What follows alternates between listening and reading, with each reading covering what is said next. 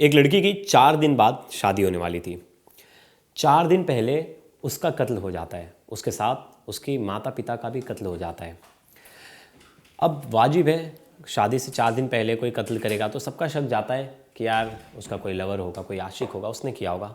लेकिन उस कमरे में एक और डेड बॉडी थी जो कि उसके बॉयफ्रेंड की ही थी और उसका भी किसी ने कत्ल कर दिया है। तो ये बहुत ही ख़तरनाक मर्डर मिस्ट्री है, एकदम साउथ फिल्म की तरह। बहुत कुछ है इसमें, सस्पेंस है, स्टोरी बिल्डअप है, सब कुछ है। तो ऐसा क्या होता है, कौन है इन 4 लोगों का कातिल और किसने इन्हें मारा और क्यों मारा, ये पूरा सवाल और ये जो पूरी मर्डर मिस्ट्री हम इसमें डिस्कस करेंगे इस वीडियो में। लास्ट तक ये वीडियो ज़रूर देखिएगा। नमस्कार, मेरा नाम है प्रवेश पांडे और आप देख रहे हैं क्राइम तक। तो ये जो मर्डर मिस्ट्री है ये है हमारे नॉर्थ ईस्ट पार्ट के आसाम से। आसाम में नायगांव जो जगह है वहाँ गोरगांव करके एक जगह है, मतलब नायगांव डिस्ट्रिक्ट में गोरगांव करके एक जगह है। वहाँ क्या होता है, जो धानुघर सरकार नाम के एक आदमी होते हैं वो अपनी फैमिली के साथ वहाँ रहते हैं। तो उसमें उनकी वाइफ होती है जिनका नाम होता है सरुधरी, उनकी 2 बेटी थी, जयस्मिता, अक्की और एक उनका बेटा था। अब क्या होता है, जयस्मिता का शादी तय हो जाती है और शादी की तैयारियां घर में जोरों शोरों से चलती हैं। बड़ा भाई चला गया जाता है बाहर शॉपिंग करने के लिए, शादी के लिए, और जो छोटी बेटी होती है अक्की वो भी चली जाती है घर के बाहर शॉपिंग करने के लिए। तो ये सब लोग बस बढ़िया तैयारी में लगे होते हैं और 4 दिन बाद ही मतलब पूरे शादी का वो होता है। फिर एक पुलिस को एक कॉल जाता है, यानी 22 नवंबर को एक ऐसी घटना घट जाती है जो ये जो खुशी का माहौल है, पूरे घर में जो अच्छा सा माहौल बना रखा है, वो पूरा मातम में बदल जाता है। 22 नवंबर को एक फ़ोन आता है, पुलिस को कॉल आता है और कहा जाता है कि इस घर में डेड बॉडी पड़ी है, मर्डर हो गया है, जल्दी आओ। पुलिस मौका वारदात पर तुरंत पहुंचती है। जब पुलिस पहुंचती है वहाँ तो देखती है यार 3 लोग हैं, तीनों खून से लथपथ हैं और उनकी बॉडी देखती है तो एक पहले पता चल जाता है, जो धानुघर है जिनका मैंने पहले नाम बताया, धानुघर सरकार, वो उनका छोटा मोटा बिजनेस होता है, वो थे। उनकी पत्नी थी सरुधरी सरकार और उनकी बड़ी बेटी थी जयस्मिता सरकार, जिसकी शादी होने वाली थी। तो जिस लड़की की शादी होने वाली थी उसकी डेड बॉडी पड़ी थी उस कमरे में। अब पुलिस का सर चकरा जाता है। पुलिस को जब पता चलता है कि यार इस लड़की का तो 4 दिन बाद शादी होने वाली, तुरंत भाई वहाँ से बाज़ार से लौट कर आता है और पुलिस को इन्फॉर्मेशन देता है कि हमने एक लड़के के खिलाफ कुछ टाइम पहले कंप्लेंट दर्ज कराई थी। वो लड़का कौन था? उसका नाम था अनुपम सूत्रधार। अब जो अनुपम जो था, अनुपम के खिलाफ इनके घर वालों ने कुछ दिन पहले ही कंप्लेंट दर्ज कराई थी। लेकिन अनुपम कौन है? और उस घर में एक और डेड बॉडी है। पुलिस जब अंदर जांच करती तो पता चलता है एक और डेड बॉडी है, वो कोई और लड़का है, वो एक और लड़का है। उसके बारे में किसी को नहीं पता वो कौन है, अभी तक पुलिस को तो बिल्कुल नहीं पता वो कौन है। तो पुलिस इन्वेस्टिगेशन करती है, लेकिन भाई पुलिस को फ़ोन करके बताता है कि हमने एक पहले पुलिस पूछती है कि तुम्हें किसी पे शक है, तो कहता है हाँ, हमने एक लड़के के खिलाफ पिछले कुछ टाइम पहले एक FIR करवाई थी और वो लड़के का नाम है अनुपम सूत्रधार। पुलिस इन्वेस्टिगेशन करती है तो पता चलता है अनुपम सूत्रधार वही लड़का है जिससे इसका कई सालों से अफेयर था। जो लड़की था, लड़की का बॉयफ्रेंड था पास्ट में। और जब लड़के को पता चल जाता है कि यार लड़की की शादी तय हो रही है कहीं और, तो वो घर पे जाता है, लड़की से बहुत मिन्नत करता है, बहुत मानता है कि यार प्लीज़ मुझे छोड़ के मत जाओ, मुझसे शादी कर लो, किसी और से क्यों शादी करो। उसके घर वालों को भी मनाने की कोशिश करता है, लेकिन घर वाले नहीं मानते। जो धानुघर हैं, लड़की के पिता हैं, वो नहीं मानते, उस लड़के को भगा देते हैं। फिर लड़की की तरफ से उसके ऊपर कंप्लेंट दर्ज कराई जाती है। क्यों? क्योंकि ये लड़की जिस लड़के से शादी तय होती है उसके घर पहुंच जाता है और उसे भी जाके फ़ोटोज़ दिखा देता है, उसको भी इसके बारे में बता देता है। फिर भी वो लड़का शादी के लिए रेडी हो जाता है जिससे इसकी शादी तय होती है। शादी टूटती नहीं। अब क्या होता है, शादी टूटती तो नहीं, लेकिन इसके खिलाफ घर वाले पुलिस स्टेशन में कंप्लेंट करवा देते हैं। क्रॉस कंप्लेंट इनके तरफ से भी होती है कि मेरे लड़के को झूठा फंसाया जा रहा है, हमसे मारपीट की है, इन्होंने मेरे लड़के को मारा है। तो दोनों परिवारों का, जो अनुपम है उसके घर का और जो जयस्मिता है इसके घर का, दोनों का टसल चल रहा था। बहुत मनाने की कोशिश करता है, बहुत बार घर पे आता जाता है।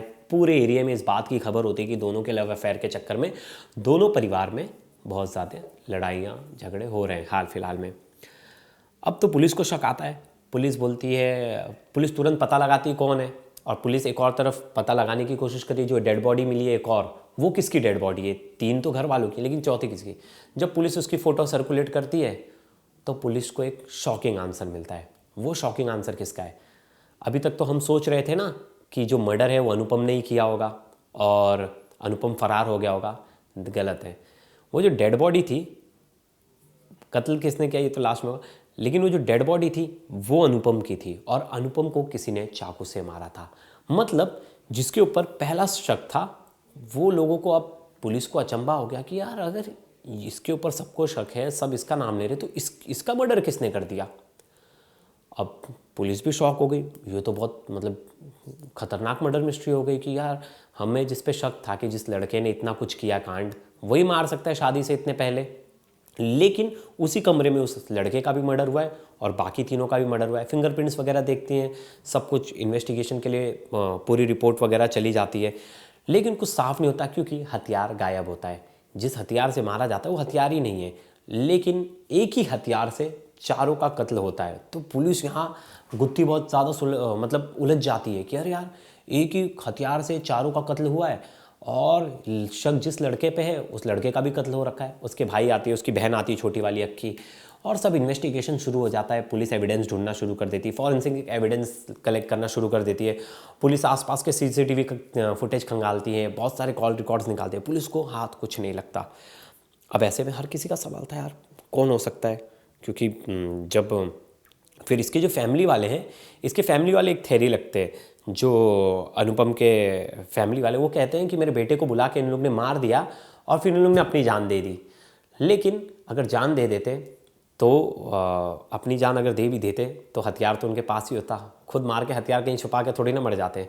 तो पुलिस को ये थ्योरी भी नहीं पता चलती कि ये तो नहीं, ये थ्योरी नहीं हो सकती। पुलिस ने 2 एफआईआर दर्ज की, एक अनुपम के परिवार की तरफ से मर्डर केस की, दूसरा ये जो धानुघर थे, जयस्मिता का भाई जो है, उसकी तरफ से एक एफआईआर दर्ज की। मतलब 2 एफआईआर इस केस में हो गए। अब कन्फ्यूज़न बढ़ता जा रहा था। अब डीजीपी इसमें खुद आ गए, इन्वॉल्व हो गए। जो असम के डीजीपी थे वो खुद इन्वॉल्व हो गए, एसपी सब इन्वॉल्व हो गए कि यार ये 4 लोगों का मर्डर है, ये तो मतलब बड़ा ही, ये ऐसा केस है कि जो सुलझने का नाम नहीं ले रहा है। हाल फिलहाल आस पास के सीसीटीवी फुटेज खंगाले गए तो जो रेगुलर लोग थे वही लोग दिख रहे थे। पुलिस को एक लोकल इनपुट मिलती है और वो कहते हैं कि गांव से एक लड़का गायब है। अब पुलिस बोलती है चलो पहले लिस्ट निकालो कितने लोग गायब हैं, तो पता चलता है गांव से ये लड़का गायब है, कुछ दिन में ये गांव में नहीं दिख रहा। पुलिस अब बोलती है कि पता करो कौन है। तो पुलिस उस तक पहुंचती है, उसका नाम होता है अमल सरकार। अमल सरकार है कौन? अमल सरकार जो धानुघर सरकार है उनका भतीजा है, सगा भतीजा, और वो पास के ही घर में रहता है, 2-4 घर छोड़ के।